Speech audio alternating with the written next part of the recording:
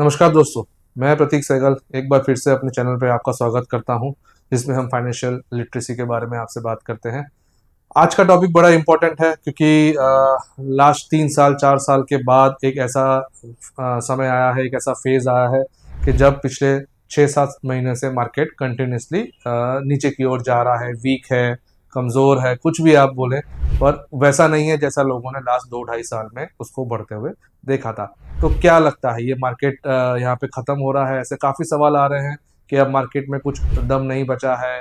Trump क्या करने वाला है, ट्रम्प की पॉलिसीज से क्या पूरे देश में हो जाएगा, डॉलर हमारा गिर रहा है, सामने सामने गोल्ड बढ़ रहा है, अब ऐसा लग रहा है कि एफडी ज़्यादा अच्छा इन्वेस्टमेंट है। ये सारे कॉमन सवाल हैं जब भी मार्केट गिरता है या जब भी मार्केट नीचे की तरफ चलता है, तो एक जनरल इन्वेस्टर्स के अंदर ये सोच आती है। देखिए, हम अपने सारी वीडियो में आपको यही बताते हैं कि इन्वेस्टमेंट एक जर्नी है। इन्वेस्टमेंट आज करके कल निकालने वाली चीज़ नहीं है कि आज आपने पैसे लगाए और कल आप उसको निकाल लें, या ये मार्केट ऐसी चीज़ नहीं है कि आप इसको हमेशा बढ़ता वही देखें।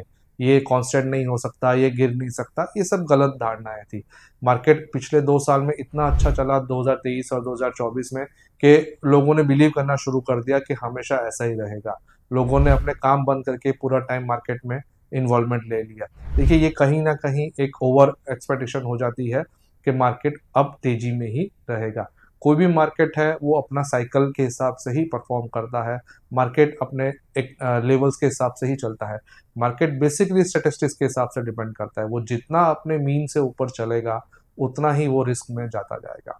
मीन का मतलब है फेयर वैल्यूएशन। मार्केट का एक फेयर वैल्यूएशन होता है, क्योंकि ये सारे स्टॉक्स हैं, स्टॉक्स प्राइजेस हैं, इनका एक फेयर वैल्यूएशन होता है। ये फेयर वैल्यूएशन के हिसाब से ही हम ध्यान रखते हैं कि मार्केट अभी महंगा चल रहा है, मार्केट अभी सस्ता चल रहा है, या मार्केट इवनली पॉइज्ड है। यही सब कारण से ऐसे कितने पैरामीटर्स हैं जिसके हिसाब से डिसीजन लिए जाते हैं कि आपको मार्केट में किस तरह से एंट्री लेनी है या एग्जिट लेना है। पर जनरली इन्वेस्टर्स को ये आइडिया नहीं होता है। वो क्या देखते हैं, मार्केट बढ़ रहा है पैसा लगा दिया जाए, मार्केट गिर रहा है पैसा रोक दिया जाए। अभी कुछ सवाल हमारे पास आए थे आप जैसे लोगों से कि मार्केट में आप क्या कर रहे हैं। देखिए, हमारे इन्वेस्टर्स को हम रेगुलरली इस चीज़ के गाइड करते हैं, तो अब उनके सवाल नहीं आते हैं। पर आप लोग जो हमारे सब्सक्राइबर हैं, उनके ये डाउट्स अभी आ रहे हैं। काफ़ी लोग उसमें से ऐसे लोग हैं जो ऑनलाइन इन्वेस्टमेंट्स करते हैं। तो मैं उन लोगों को खास बताना चाहूँगा कि ये टाइम जो है, ये घबराने का टाइम नहीं है। ये तो कुछ फॉल मेरा मानना है कि है ही नहीं, क्योंकि आप समझिए मार्केट अभी अगर सेंसेक्स की बात करूँ तो 12-12.5% डाउन हुआ है, और निफ्टी की बात करूँ तो 13-14% उसके हाई से इस समय नीचे चल रही है। Mid cap small cap index ज़रूर है कि 18-20% गिरे हुए हैं, वो गिरने ही थे।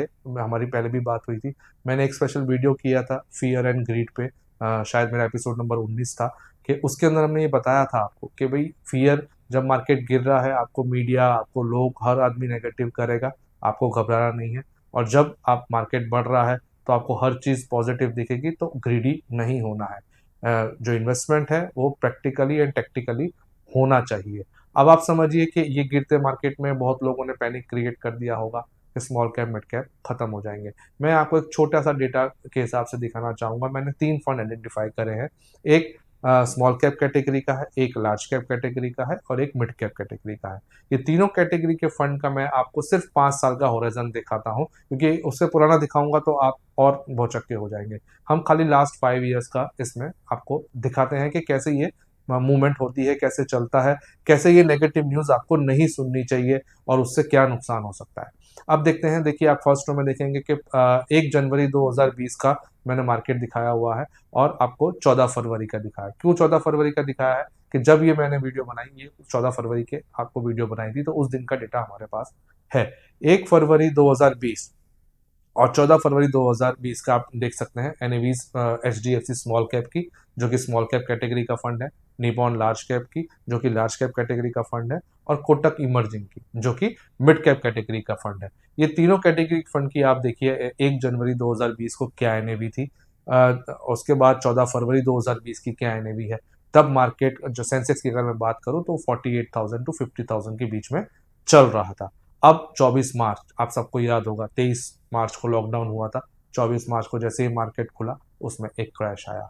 वो 25% का क्रैश था, यानी अभी जो मार्केट डाउन है उससे दुगना। और आप देखिए एनएवी पे कितना इफेक्ट पड़ा। ये एनएवी उस दिन क्लोजिंग मार्केट की है, जब कोविड का इम्पैक्ट आया था। अब वहां से आप देखिए एक साल में ही क्या रिटर्न है। आप देखिए एनएवी में क्या जंप आया 14 फरवरी 2021। अब काफी लोग थे जिन्होंने कोविड के समय में फोन किया था, जो इन्वेस्टर्स थे हमारे, कि क्या करना चाहिए, हमें मार्केट से निकल जाना चाहिए, क्योंकि कोविड उस समय ऐसा सुनने में आ रहा था, ऐसी बातें चल रही थी कि ये बहुत जल्दी छटने वाला नहीं है, इसको साल 2 साल 5 साल भी लग सकते हैं। तो उस वजह से उनको डर था कि इकोनॉमी हमारी तहस नहस हो जाएगी, मार्केट्स नहीं परफॉर्म करेंगे, कंपनीज नहीं चल पाएंगी, क्योंकि ऐसा कभी हुआ नहीं था, ऐसा किसी ने देखा नहीं था कि घर पे बैठना पड़ेगा, लॉकडाउन हो जाएगा। तो हर चीज नहीं थी, पैनिक का सिचुएशन था। पर फिर भी इन्वेस्टर्स ने अपना विश्वास रखा, उन्होंने हमारी बात समझी, इन्वेस्टेड रहे। और देखिए एक ही साल में जो मार्केट में एनएवी में ग्रोथ आया वो 1 जनवरी 2020 तक का भी नहीं था। यानी जो सेंसेक्स 50,000 से 25,000 आया, तो वापस जब वो 50,000 पहुंचा भी नहीं था, उससे ज्यादा एनएवी में मूवमेंट्स आ चुकी थी। और वही मार्केट की एनएवी आज, मार्केट जब 12.5% 15% गिरा हुआ है, स्मॉल कैप 20% गिरे हुए हैं, तो भी आप देखेंगे गिरने के बाद की एनएवी कोविड के टाइम से 3 गुनी से 5 गुनी हो चुकी है।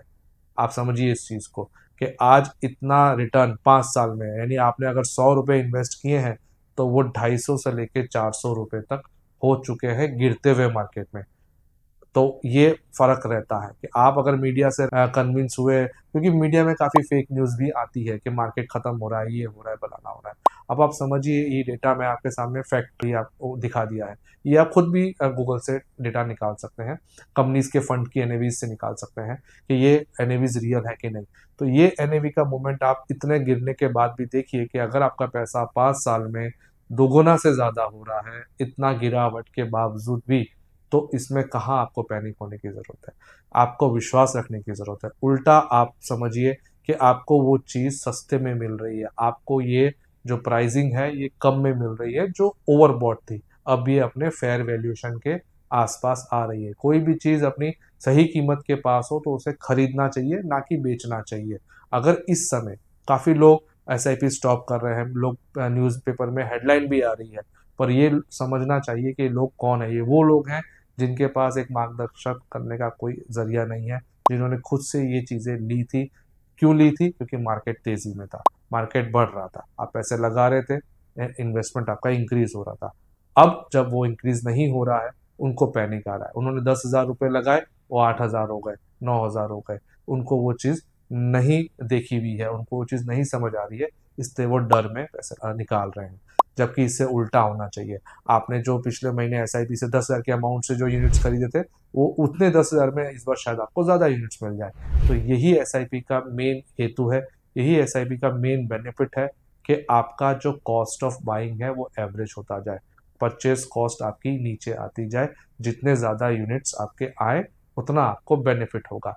इस समय लमसम के लिए भी हम लोग बताएंगे कि लमसम भी आप अगर कर सकें, lump sum in the sense one time investment, तो आपको बहुत अच्छे रिजल्ट्स मिलेंगे। देखिए ये खरीदने का टाइम है, आप किसी भी माध्यम से खरीदें, इकट्ठा खरीदें, हर 1-2 महीने में खरीदें, एसआईपी बढ़ा के खरीदें। बट हमारी आपको सलाह है कि आप मैक्सिमम यूनिट्स एक्यूमुलेट करें, पैनिक ना करें, सेल बिल्कुल ना करें। अगर आप कुछ नहीं खरीद सकते तो एटलीस्ट जो एसआईपी चल रही है उसको बिल्कुल स्टॉप ना करें, उसको बिल्कुल पॉज ना करें। ये गलती मत करिएगा। आप मेरी बात याद रखिएगा, एक साल बाद जब हम आपको मिलेंगे, आज की एनएवी को फिर से एक बार कंपेयर करेंगे कि एक साल में जो ये आज एनएवी है, ये आज वहाँ एक साल में कहाँ पहुंची है। तो बिल्कुल से इन्वेस्टेड रहिए। उम्मीद करता हूँ मेरा वीडियो आपको काम लगेगा। आप हमें सब्सक्राइब करिए, प्लीज़ फॉलो करिए और शेयर भी करते रहिए हमारा वीडियो। कोई भी सवाल है, कोई और भी डाउट है, आप हमें कॉन्टैक्ट कर सकते हैं। Thank you very much.